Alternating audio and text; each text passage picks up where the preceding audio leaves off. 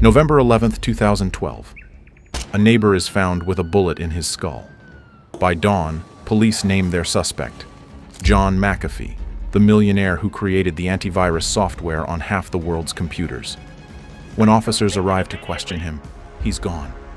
What happens next is unthinkable.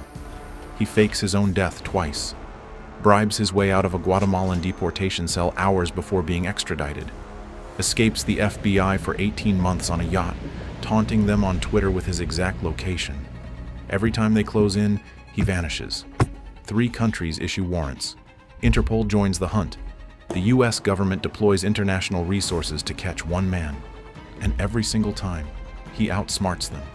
This isn't just a fugitive story, it's a masterclass in making the most powerful nation on Earth look like amateurs. How does one person stay free that long? And what happens when he finally gets caught? 1987, Silicon Valley. John McAfee writes 12 lines of code that will make him a fortune. Personal computers are proliferating, and so is a new threat, the brain virus, the first IBM PC virus, spreading through floppy disks like a digital plague. McAfee, a programmer at Lockheed, sees the panic and the opportunity. He writes a detection program in his spare time and names it Virus Scan. Within weeks, companies are calling. Within months, he quits Lockheed to sell his software full-time. McAfee Associates is born from the trunk of his car. His genius isn't just technical, it's psychological. In a 1989 interview, he warns that computer viruses will cause companies to near collapse from financial loss, amplifying public terror precisely enough to drive desperate IT managers to his product. And the strategy works. By 1990, half the Fortune 100 are paying for McAfee antivirus. Revenue hits $5 million annually and doubles every 6 months. John McAfee becomes Silicon Valley royalty, the man who tamed the digital wilderness. But John despises the throne. Board meetings bore him. Quarterly earnings calls feel like prison. 1,000 bosses, he complains to friends, shareholders, regulators, lawyers, all demanding conformity. This is a man who got expelled from a doctoral program for sleeping with a professor's daughter, who got fired from an engineering job for arriving high on hallucinogens, who once hid behind a dumpster in a drug-induced panic. The same maverick who hosted occult ceremonies and workplace sex contests at his company's headquarters just to antagonize convention. Corporate life is suffocating him. In 1993, he cashes out, sells his shares for $100 million, and walks away from the empire bearing his name. He's 48 years old and free. For a while, he drifts.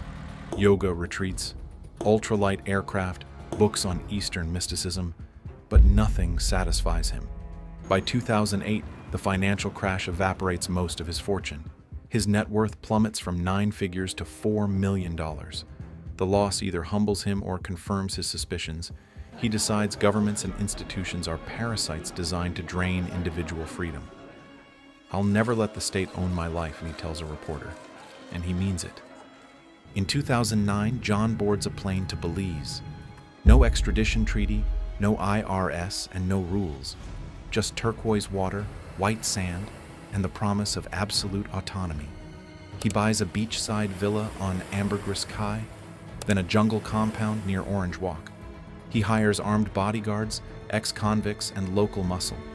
He builds a makeshift lab to research herbal antibiotics, claims he's going to cure superbugs with jungle plants. He surrounds himself with teenage girlfriends, forms a compound of loyalty bound by money and fear. Locals whisper that the American millionaire is insane or dangerous, possibly both.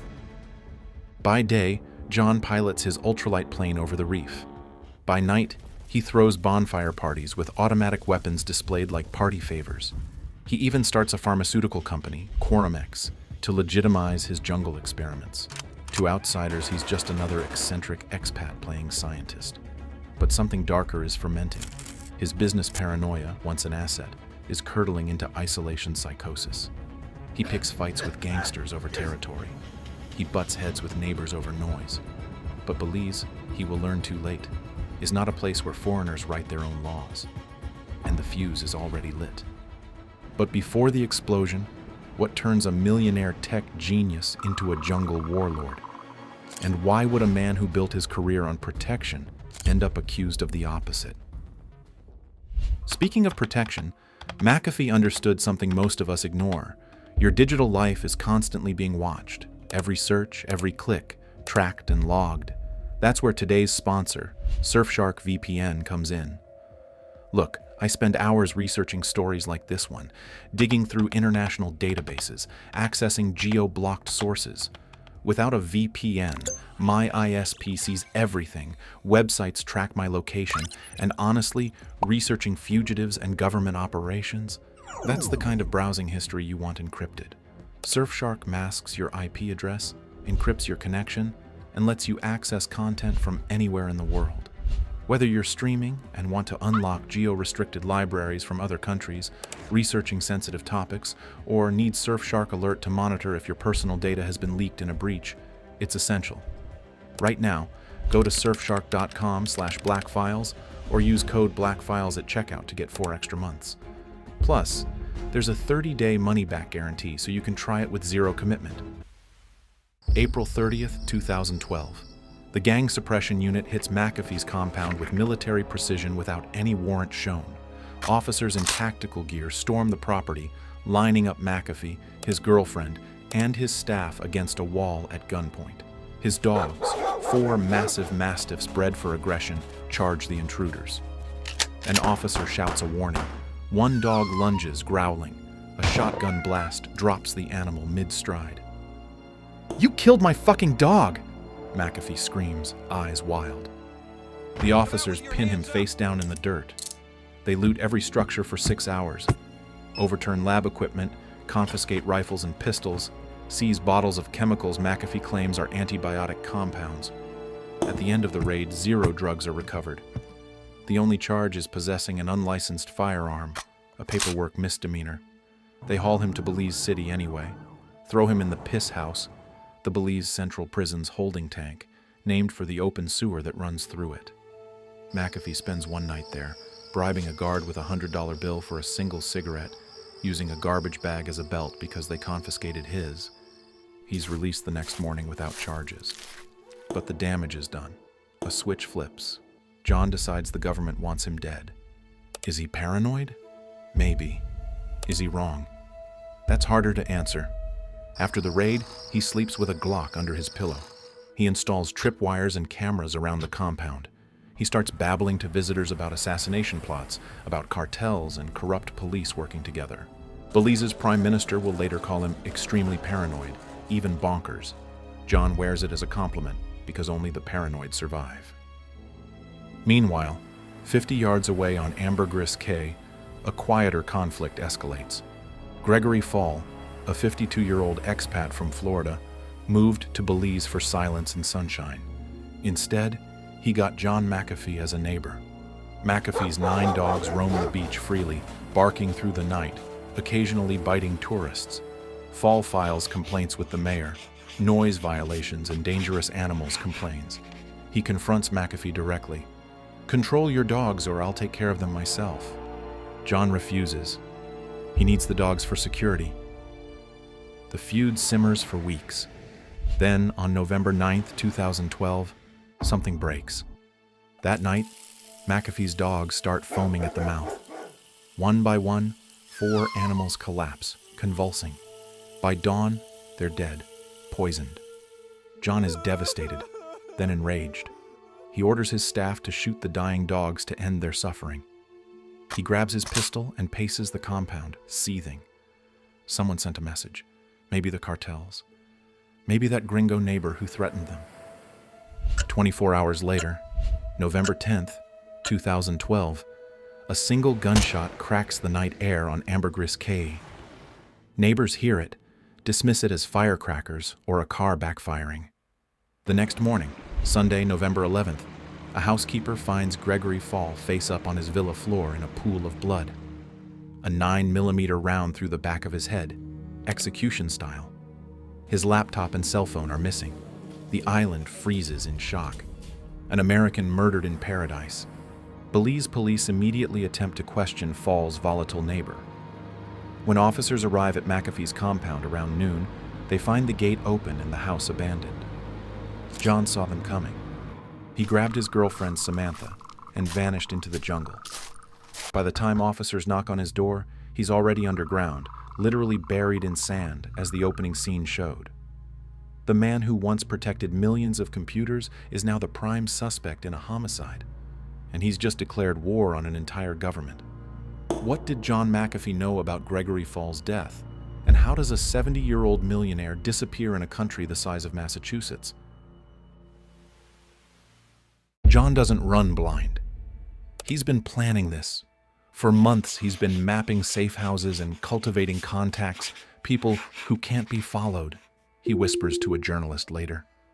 Within 6 hours of going underground, he and Samantha are moving through a network of hideouts in the Belizean interior, abandoned warehouses, sympathetic locals' homes, a fishing shack on a mangrove river. Police and soldiers sweep the district with dogs and helicopters. They set up roadblocks on every highway. They raid houses of anyone connected to McAfee. But John stays a ghost. If you're enjoying this story, smash that like button. It tells me you want more deep dives into people who outsmarted the system. And subscribe, because next week, we're covering someone who makes McAfee look tame.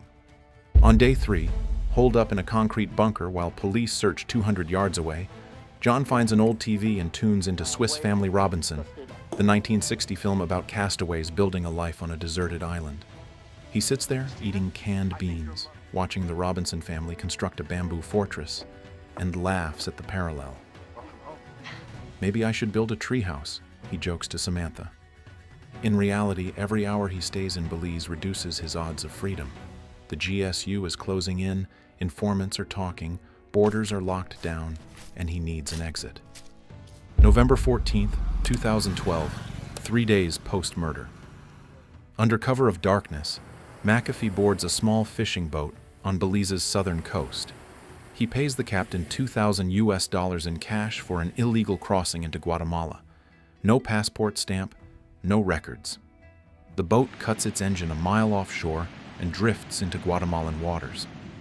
At 3 a.m., they land at a deserted beach near Puerto Barrios. John and Samantha wade ashore and disappear into the jungle. By sunrise, they're in Guatemala City, checking into the Villarreal Hotel under fake names. For the first time in 72 hours, John exhales. He's escaped Belize. But he can't resist the spotlight. With Fall's murder dominating international headlines, John decides to control the narrative. He contacts Vice magazine through encrypted email, offering exclusive access to the world's most wanted antivirus mogul. The Vice editor and a photographer fly to Guatemala, locate McAfee, and spend 2 days with him. John grins through a scraggly beard, arm around the journalist's shoulder. They post photos and a triumphant blog update. We've made it to safety. The article goes viral and John feels invincible. But he is not. He just made the biggest error he can make. Within hours of posting, a hacker tweets, "John, I found you. Check your photos' EXIF data." The picture Vice published contains GPS metadata, exact coordinates of the hotel. Every intelligence agency and police force on the planet now knows where McAfee is. His media stunt just turned into a catastrophic blunder. December 5th, 2012, 24 days after Fall's murder. Guatemalan police storm the Villarreal Hotel. McAfee is in the lobby, talking to his lawyers when officers surround him. No se mueva. Handcuffs snap on and cameras flash. Guatemalan authorities parade their infamous catch before the world press. The charge is illegal entry and the consequence is deportation to Belize within 48 hours. For John, Belize is a death sentence. He's convinced the moment he's handed over, he'll vanish into a cell or a shallow grave. The clock is ticking. December 6th, 2012, 1 day after his arrest. Locked in a detention cell, McAfee collapses to the floor, clutching his chest. "Mi corazón," he gasps, turning pale. Guards panic. An ambulance rushes him to a Guatemala City hospital. News breaks worldwide. John McAfee has suffered 2 heart attacks in custody. The Guatemalan government, terrified of an international incident, pauses the deportation. Reporters swarm the hospital. John lies on a gurney with oxygen tubes, grimacing dramatically for the cameras. 48 hours later, doctors announce he's stable, no heart damage detected, slightly elevated blood pressure, nothing more. John smirks at the press. "Of course I didn't have a heart attack." He later admits he faked it, hyperventilated, and held his breath to spike his blood pressure readings, sold the performance with Academy Award conviction. The stunt bought his lawyers time to file emergency appeals, gum up the bureaucracy. And in that chaos, Guatemala's government takes the path of least resistance. They deport John McAfee not to Belize, but to the United States. A legal quirk. He entered Guatemala illegally from Belize, so they can technically repatriate him to his country of origin. John just checkmated an entire nation. December 12, 2012, Miami International Airport. John McAfee walks off the plane, disheveled, unshaven, and victorious. He's just outfoxed a two-country manhunt, faked a medical emergency, and turned a guaranteed capture into a free ticket home. Federal agents question him briefly, but with no U.S. charges pending, they release him. John strolls out into the Florida sunshine, flashing a grin to the cameras. It's good to be home. He's eluded the jaws of Belize. The question is, for how long? How does a fugitive become a celebrity? And what happens when the country you thought was safe turns out to be hunting you, too? January 2013, Portland, Oregon. John McAfee marries Janice, a former Miami prostitute 30 years his junior, whom he met on his first night back in the States. They settle into a rented condo. John tries domesticity, coffee in the mornings, walks in the park, Netflix at night. The experiment lasts 4 months. He's bored senseless. By summer, he's back to provocation. He produces a viral YouTube video, How to Uninstall McAfee Antivirus, a surreal dark comedy featuring John surrounded by guns and women, snorting bath salts while mocking the software that still bears his name. The video racks up millions of views. Next, he announces a presidential run in 2016 under the newly created Cyber Party. The campaign platform is crazy: legalize drugs, abolish the IRS, encrypt everything. He polls at 0% but generates headlines. John McAfee isn't living, he's performing. By 2018, he's found his next act: cryptocurrency evangelist. Bitcoin, Ethereum, altcoins. John declares them the future and himself their prophet. And not gonna lie, seeing this from 2025, he was at least a bit true. I hope every one of you got some Bitcoins following his advice. He lives on a 75-foot yacht equipped with satellite internet, an armory of firearms, and Janice's first mate. Why a yacht? Because he knows what's coming. John hasn't filed a tax return since 2010, hasn't paid $1 to the IRS in 8 years. Taxation is theft, he tells interviewers, smirking. The IRS is a criminal organization, he says, but the IRS, unsurprisingly, disagrees. January 2019. A federal grand jury in Tennessee secretly indicts McAfee on 8 counts of tax evasion, failure to file returns, willful evasion, which means potential decades in prison. A source tips John off. Rather than surrender, he fires up his yacht's engines and disappears into the Caribbean. He tweets a photo of himself on deck, rifle in hand. "Today, I left the U.S. I'm freer than ever." What follows is an 18-month maritime game of cat and mouse unmatched in modern fugitive history. McAfee country hops by sea: Cuba, Dominican Republic, Bahamas, possibly Venezuela. Every few days, a new harbor. Every few days, a new taunting tweet. He's living on cash and cryptocurrency, using encrypted phones and VPNs to mask his location. He claims he employs body doubles and disguises. He posts photos with lookalikes, jokes that even seeing him doesn't mean you've seen him. Is it paranoia, or is it true? When your passport is flagged, every airport is a trap, every border crossing a gamble. John avoids commercial flights entirely. One passport scan and he's finished. Instead, he relies on constant motion and constant publicity as twin shields. In a paradox, his fame protects him. Governments prefer quiet arrests, but John makes that impossible by broadcasting his location, or decoy, locations, to 2 million followers. He gives live interviews from undisclosed rooms, dares the IRS to come find me. He tweets a photo supposedly from Norway wearing a thong as a face mask and claims Norwegian police arrested him for it. But it is a prank. Authorities chase phantoms. July 24, 2019, Puerto Plata, Dominican Republic. McAfee's yacht docks for refueling. Local authorities, tipped by Interpol alerts, swarm the pier. They board the vessel and detain John, Janice, and crew on suspicion of illegal firearms. In his possession, 4 shotguns, 3 handguns, enough ammunition to outfit a small militia. After all, he's caught. But after 4 days of negotiations and likely some cash-changing hands, the Dominican Republic releases him without charges. They want no part in this circus. John raises a glass of rum as the yacht pulls away.